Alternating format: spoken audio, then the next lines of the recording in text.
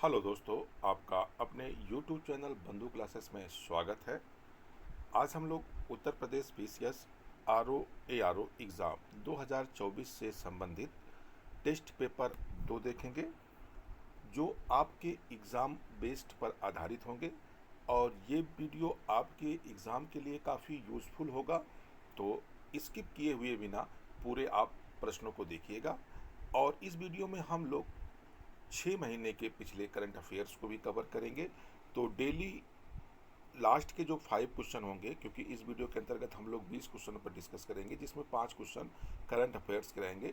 और ये current affairs पिछले 6 महीने से शुरू करेंगे।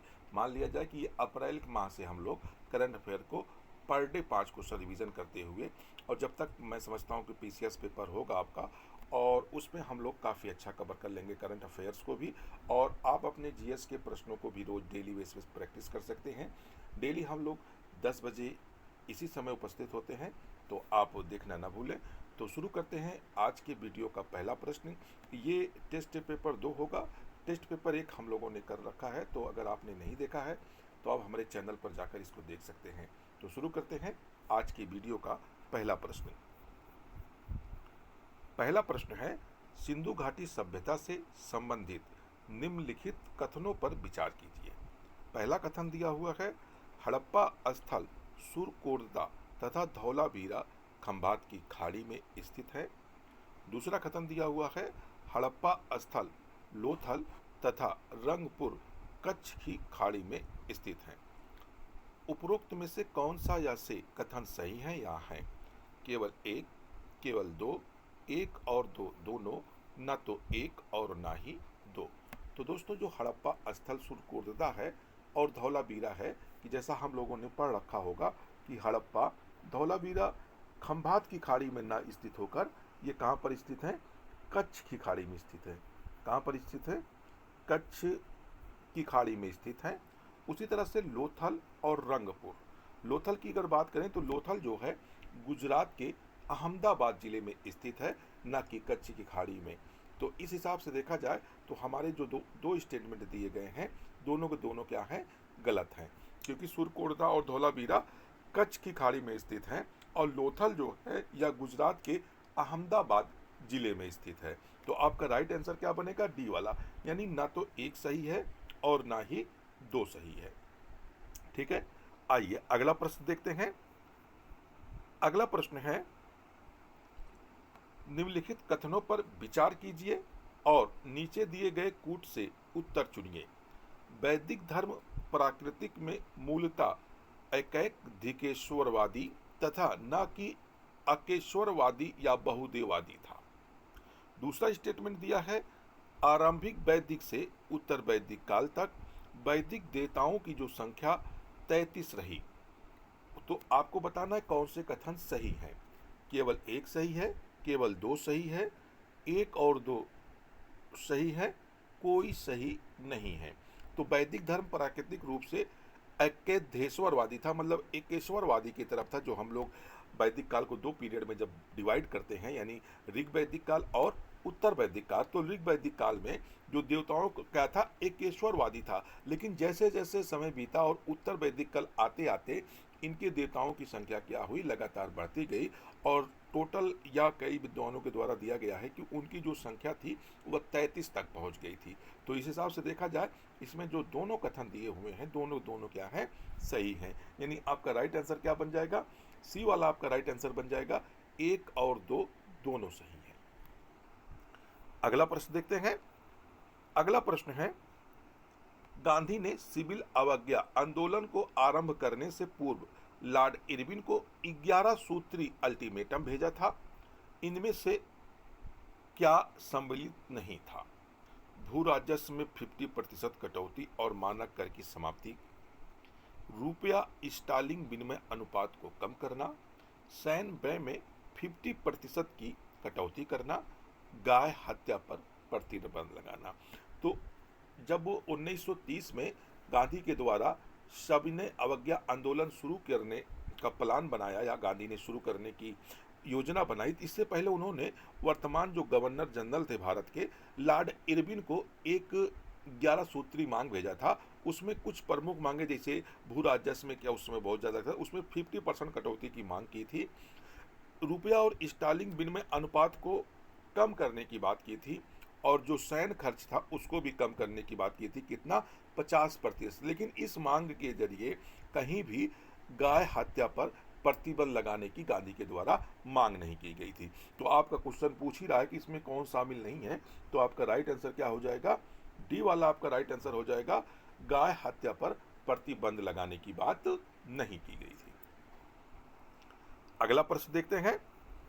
अगला प्रश्न है, बुद्ध द्वारा सिखाए गए 4 सत्यों में से इनमें से कौन सा एक सत्य नहीं है। यानी जो 4 आर्य सत्य बुद्ध के द्वारा बताए गए थे उनमें से कौन एक नहीं है। जैसे संसार दुख से भरा है, इच्छाएं सारे दुखों का कारण है, यदि इच्छाओं पर विजय पा ले तो दुख दूर हो सकते हैं। अगला पॉइंट है, यह सिर्फ अष्टांगिक मार्ग का अनुसरण करने से हो सकता है।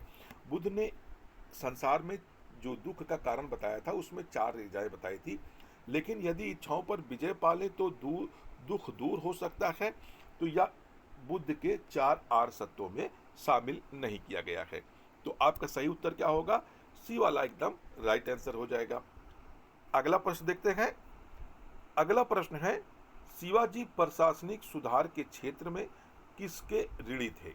शेरशाह सूरी के, बहमनी राज्य का महमूद, अहमदनगर का मलिक या अकबर महान। तो प्रशासनिक सुधार दक्षिण भारत में जो काफ़ी फेमस था वह कौन था, अहमदनगर का मलिक था, और इसी की प्रशासनिक व्यवस्था को भी शिवाजी ने अपनाया था। तो प्रशासनिक सुधार के क्षेत्र में शिवाजी किसके ऋणी थे, तो अहमदनगर का मलिक। तो आपका राइट आंसर क्या हो जाएगा, सी वाला आपका राइट आंसर हो जाएगा, अहमदनगर का मलिक हो जाएगा। अगला प्रश्न देखते हैं। अगला प्रश्न है, ब्रिटिश सरकार द्वारा 1856 में कौन से विधेयक पारित किए गए। हिंदू विधेयक, पुनर्विवाह विधेयक, religious disability act, general services enlistment act.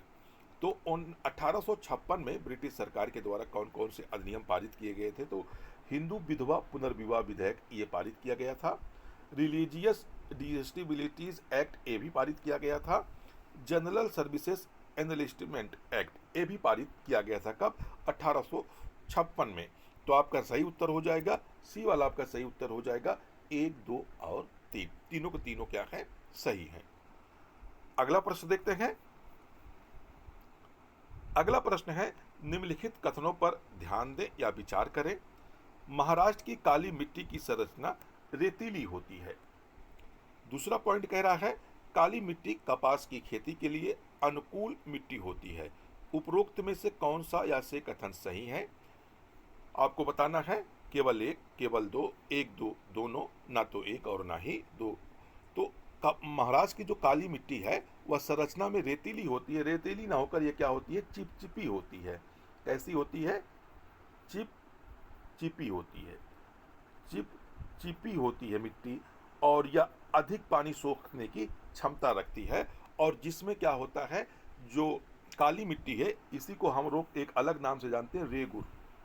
इसका नाम रेगुर के नाम से जानते हैं, और यह कपास उत्पादन के लिए सर्वाधिक प्रसिद्ध है। यानी इस मिट्टी में, रेगुर मिट्टी कहें या हम काली मिट्टी कहें, या अपने कपास उत्पादन के लिए प्रसिद्ध है। तो पहला वाला स्टेटमेंट क्या हो रहा है, गलत हो रहा है, क्योंकि यह रेतीली दे रहा है, जबकि यह मिट्टी चिपचिपी टाइप की होती है और पानी धारण करने की क्षमता सर्वाधिक होती है। और काली मिट्टी कपास की खेती के लिए अनुकूल होती थी। इस मिट्टी में कपास की खेती के लिए काफ़ी प्रसिद्ध है। इसी कारण आप देखते होंगे तो जो मतलब काटन मिलें हैं ज़्यादातर गुजरात और क्या है, महाराष्ट्र में केंद्रित है, क्योंकि ये जो दक्खन का क्षेत्र है यहाँ पर सर्वाधिक काली मिट्टी का क्षेत्र पाया जाता है। तो काटन की जो मिलें सर्वाधिक है वह मुंबई में है, और उसके बाद कहाँ है, गुजरात के अहमदाबाद।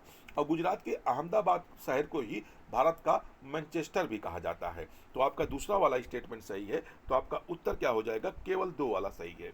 यानी केवल आपका केवल उत्तर क्या होगा, 2 सही होगा। अगला प्रश्न देखते हैं।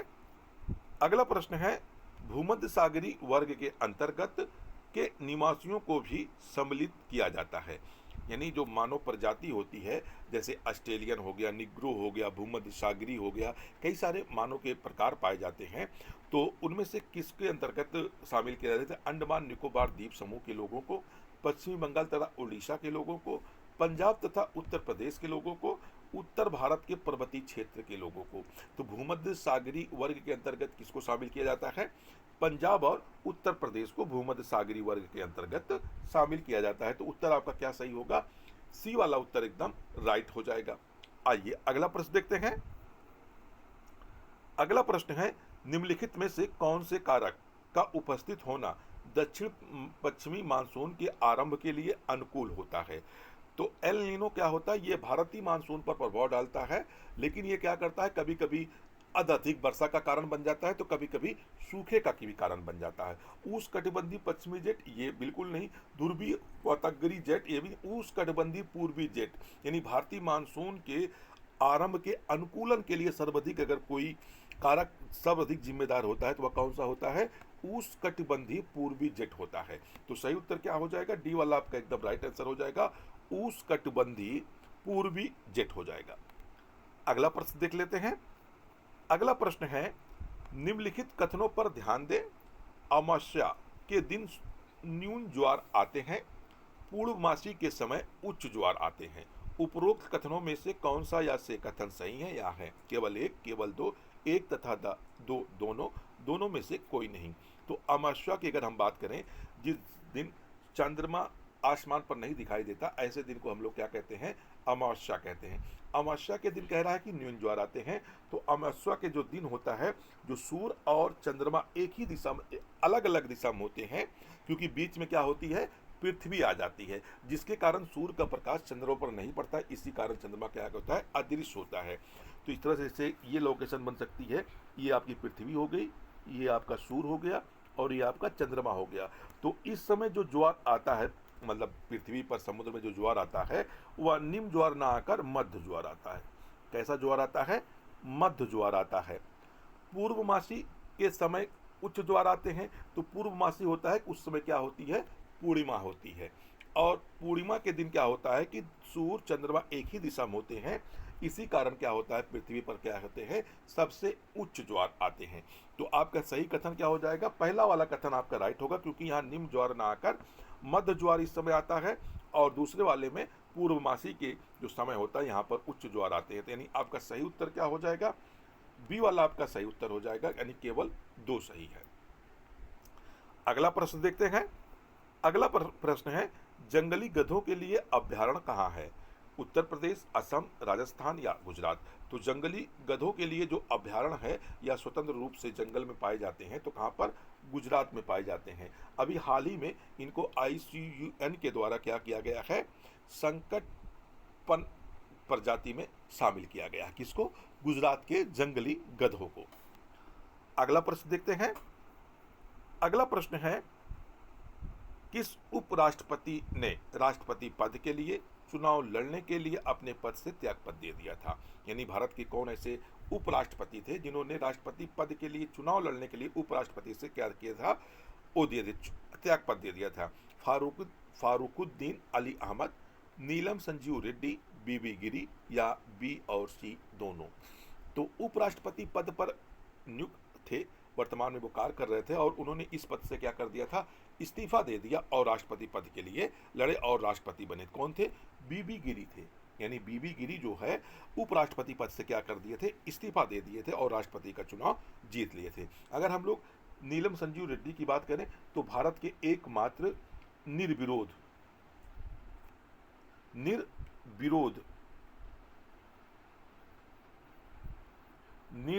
राष्ट्रपति बनने वाले एकमात्र राष्ट्रपति थे। यानी भारत के क्या हो, कई बार आपसे सवाल पूछा गया है कि निर्विरोध किनका चुनाव हुआ था, तो नीलम संजीव रेड्डी जो थे भारत के निर्विरोध राष्ट्रपति चुने जाने वाले एकमात्र ऐसे व्यक्ति हैं। सही है। और उपराष्ट्रपति से चुनाव इस्तीफा देकर राष्ट्रपति का चुनाव जीतने वाले BB गिरी थे। आइए अगला प्रश्न देखते हैं। अगला प्रश्न है, केंद्रीय मंत्रिपरिषद के सदस्य हैं प्रधानमंत्री द्वारा नियुक्त किए जाते हैं, राष्ट्रपति द्वारा संसद की सिफारिश पर नियुक्त किए जाते हैं, राष्ट्रपति द्वारा प्रधानमंत्री की सलाह पर नियुक्त किए जाते हैं या राष्ट्रपति द्वारा स्वेच्छा से नियुक्त किए जाते हैं। तो जो केंद्रीय मंत्रिपरिषद होती है, इसका गठन क्या होता है, सेंट्रल लेवल पर होता है। जब कोई लोकसभा का चुनाव होता है, उसमें बहुमत दल के नेता को क्या किया जाता है, सरकार बनाने के लिए आमंत्रित किया जाता है। उसी वक्त क्या करता है, बहुमत दल के नेता को राष्ट्रपति के द्वारा क्या किया जाता है, प्रधानमंत्री नियुक्त किया जाता है। और राष्ट्रपति द्वारा प्रधानमंत्री की सलाह पर अन्य मंत्रियों की, एक तरह से कहा जाए, केंद्रीय मंत्रिपरिषद की नियुक्ति होती है। तो किसकी सलाह पर या केंद्रीय मंत्रिपरिषद का गठन होता है, तो भारत के प्रधानमंत्री की सलाह पर। कौन करता है, राष्ट्रपति करता है। तो आपका सही उत्तर क्या हो जाएगा, सी वाला आपका सही उत्तर हो जाएगा। राष्ट्रपति द्वारा प्रधानमंत्री की सलाह पर नियुक्त की जाती है मंत्रिपरिषद। अगला प्रश्न देखते हैं।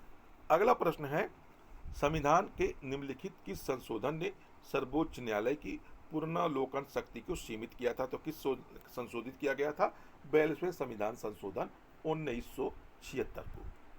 1976 को जो पुनर्विलोकन शक्ति थी राष्ट्रपति के पास, उसको क्या कर दिया गया था, समाप्त कर दिया गया था। लेकिन पुनः इसे क्या किया गया, 44वें संविधान संशोधन 1978 में इसको पुनः बहाल कर दिया गया। लेकिन उसमें एक कंडीशन लगा दी गई कि अगर राष्ट्रपति एक बार किसी विधेयक को पुनर्विलोकन के लिए भेजता है, दोबारा अगर संसद उसी विधेयक को पुनः पारित करके राष्ट्रपति के पास भेजती है, तो राष्ट्रपति को उस पर सिग्नेचर करना अनिवार्य हो जाएगा। मतलब ये शक्ति बहाल तो की गई, लेकिन एक कंडीशन के साथ। तो आपका सही उत्तर इसमें क्या होगा, जो इसमें कम कर दी गई थी या छीन ली गई थी, 42वां संविधान संशोधन 1976 हो जाएगा। अगला प्रश्न देखते हैं। अगला प्रश्न है, भारत में न्यायिक सक्रियता का सिद्धांत कब प्रचलित हुआ था? 1960 के दशक में, 1970 के दशक में, 1980 के दशक में या 1990 के दशक में? तो न्यायिक सक्रियतावाद का जो सिद्धांत काफी प्रचलन में आया था पहली बार, तो कब था? 1960 के दशक में। तो सही उत्तर क्या होगा आपका, ए वाला आपका एकदम राइट आंसर हो जाएगा। अगला प्रश्न देखते हैं। अगला प्रश्न है, अंतर्राष्ट्रीय शतरंज महासंघ ने हाल ही में किसे ग्रैंड मास्टर की उपाधि से सम्मानित किया है? कुलेनरू हम्पी, वैशाली रमेश बाबू, निहाल सरीन या रमेश बाबू प्रज्ञानंद? तो हाल ही में कब अंतर्राष्ट्रीय शतरंज संघ ने वैशाली रमेश बाबू को ग्रैंड मास्टर की उपाधि से सम्मानित किया है? ये उपाधि पाने वाली ये तीसरी भारतीय हैं। कौन भारतीय हैं?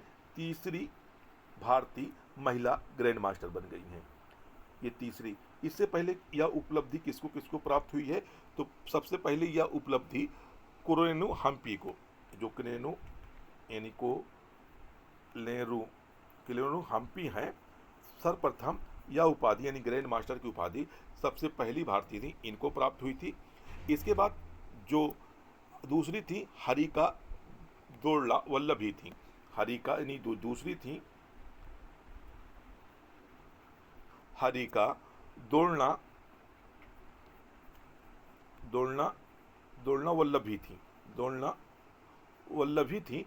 इनको क्या था, दूसरी ऐसी भारतीय थी जिनको ग्रैंड मास्टर की उपाधि दी गई थी। अब तीसरी भारतीय कौन बन गई हैं? वैशाली रमेश बाबू बन गई हैं। अगला प्रश्न देखते हैं। अगला प्रश्न है, भारत सरकार ने किस आईआईटी को स्वदेशी रूप से विकसित कॉम्पैक्ट इनोवेटर पर पेटेंट से सम्मानित किया है? आईआईटी वाराणसी, आईआईटी पटना या आईआईटी दिल्ली या आईआईटी मुंबई? तो किसको ये सम्मान मिला है? तो आईआईटी पटना को यह सम्मान मिला है। तो सही उत्तर क्या होगा? बी वाला एकदम राइट आंसर बन जाएगा। अगला प्रश्न देखते हैं। अगला प्रश्न है, डीपीआईआईटी में नए निदेशक के रूप में किसे नियुक्त किया गया है? प्रतिभा सिंह, राजू शेखर, अदिति सिन्हा या अजय कुमार शर्मा को? तो डीपीआईआईटी में किसे महानिदेशक के रूप में नियुक्त किया गया है? तो ये जो है प्रतिमा सिंह को इनको नियुक्त किया गया है। इन्होंने या यहाँ पर क्या कर रखा है, इनको इस व्यापार संगठन यानी उद्योग संवर्धन और आंतरिक व्यापार विभाग का नया निदेशक नियुक्त किया गया है। आइए अगला प्रश्न देखते हैं। अगला प्रश्न है, भारत ने स्मार्ट पनडुब्बी रोधी मिसाइल का परीक्षण किया या किसके द्वारा तैयार किया गया था? Hindustan aeronautical limited, DRDO, ISRO या इनमें से कोई नहीं। तो स्मार्ट पनडुब्बी रोधी मिसाइल का जो परीक्षण किया गया या डीआरडीओ के द्वारा तैयार किया गया था। किसके द्वारा तैयार किया गया था? तो डीआरडीओ के द्वारा तैयार किया गया था। और इसका ये जो मिसाइल है काफ़ी पावरफुल है, एक तरह से कहा जाए मिसाइल रिलीजिंग और टारपीडो पर ये अटैक कर सकती है। और यह मिसाइल जो है ओडिशा के बालासोर तट से लॉन्च की गई थी। कहाँ से? ओडिशा, यानी ओडिशा के बालासोर एक जगह है, बालासोर, बालासोर से इसका क्या किया गया था? परीक्षण किया गया था। आइए अगला प्रश्न देखते हैं। और आज की वीडियो का अंतिम प्रश्न होगा, हाल ही में भारतीय नौसेना के उप प्रमुख का कार्यभार किसने संभाला है? कृष्णा स्वामीनाथन, विनोद कुमार, अभिनव कुमार या अभय कोहली? तो भारतीय नौसेना के उप प्रमुख का कार्यभार हाल ही में किसने संभाला है? तो आपका राइट आंसर हो जाएगा कृष्णा स्वामीनाथन हो जाएगा। कृष्णा स्वामीनाथन ने भारतीय नौसेना के उप प्रमुख का कार्यभार संभाल लिया है। और इन्होंने अपना जो कार्यभार है 1 मई 2024 से ये भारतीय नौसेना के उप प्रमुख का कार्यभार संभाला है। तो दोस्तों, आपको ये वीडियो अगर अच्छा लग रहा हो तो वीडियो को लाइक और शेयर जरूर करिएगा। चैनल पर नए जुड़े हो तो चैनल को सब्सक्राइब कर लीजिएगा, बेल आइकन का बटन भी प्रेस करिएगा। फिर मिलते हैं नेक्स्ट वीडियो में, जब तक के लिए धन्यवाद। जय हिंद दोस्तों।